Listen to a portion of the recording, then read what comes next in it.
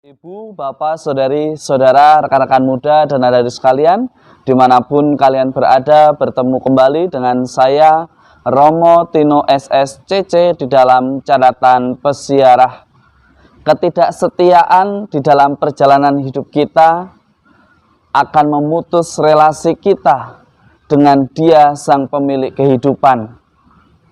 Tetapi kita sebagai manusia diajak untuk selalu melakukan pembaruan diri dan pertobatan, serta berusaha untuk selalu setia dengan rancangan Allah di dalam persiaran hidup kita. Jangan takut di dalam menghadapi persoalan hidup, karena Maria ada menemani kita untuk menjadi murid Kristus yang setia.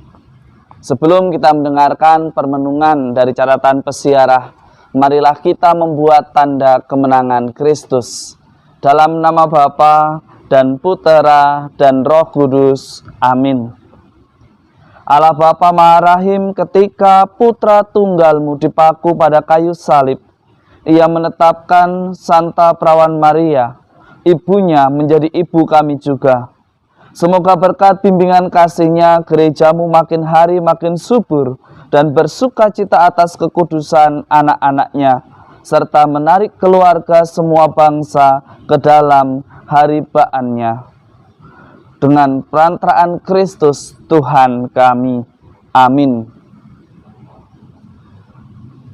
Ibu, bapak, saudari, saudara, rekan-rekan muda, dan adik-adik sekalian yang terkasih dalam Yesus Kristus, di dalam bacaan pertama dari kitab Kejadian, jika kalian nanti membaca, jelas di sana dikatakan atau dikisahkan tentang kejatuhan manusia untuk pertama kalinya ke dalam dosa, yang membuat relasi antara Allah dan manusia menjadi terputus. Manusia harus belajar menanggung penderitaan sepanjang hidupnya atas sebuah keputusan yang telah dilakukannya. Meski demikian, kasih Allah begitu besar, kasih Allah begitu istimewa, kasih Allah tetap dicurahkan kepada manusia, kepada dunia, melalui kehadiran Sang Adam baru dalam diri Yesus Kristus. Kita diajak untuk terus belajar, kita diajak untuk terus menghayati betapa besar kasih Allah.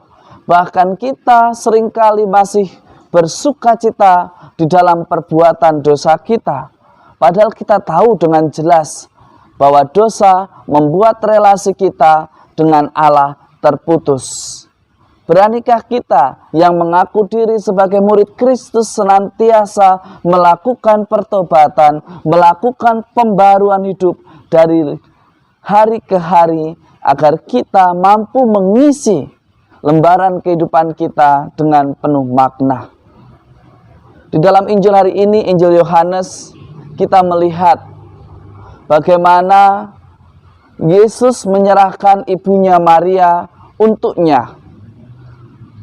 Begitu juga Yesus mengatakan kepada Yohanes supaya ia menerima Maria sebagai ibunya. Di dalam ajaran kekatolikan akhirnya gereja memahami dan dimengerti bahwa penyerahan ini mau mengatakan kalau kita mengaku diri sebagai murid Kristus, maka kita pun hendaknya jangan takut untuk meminta bantuan, pendampingan dari Maria. Maria menjadi ibu gereja, Maria menjadi teladan yang patut kita teladani mengenai kemuritan yang paling setia. Maria adalah satu-satunya murid di antara semua murid yang setia menemani Yesus sampai wafat di salib. Kita sebagai anak-anaknya diajak untuk berani, kita diajak untuk terus berjuang untuk mengikuti Yesus sebagaimana yang Maria lakukan. Jangan takut di dalam perjalanan hidup kita untuk menjadi setia, karena Tuhan sudah memberikan ibu kita, Maria, untuk menemani untuk mendampingi dan mendoakan kita di dalam persiaran hidup kita saat kita berproses di dalam iman kita. Sebagai orang beriman, kita mestinya bangga, mestinya semakin berani untuk senantiasa melakukan perbuatan yang berkenan di mata Tuhan. Mari kita jadikan hidup kita sebagai saluran berkat bagimu, bagiku, bagi kita semua. Semoga berkat Tuhan senantiasa melindungi dan memberkati kita dalam nama Bapa dan Putera dan Roh Kudus. Amin.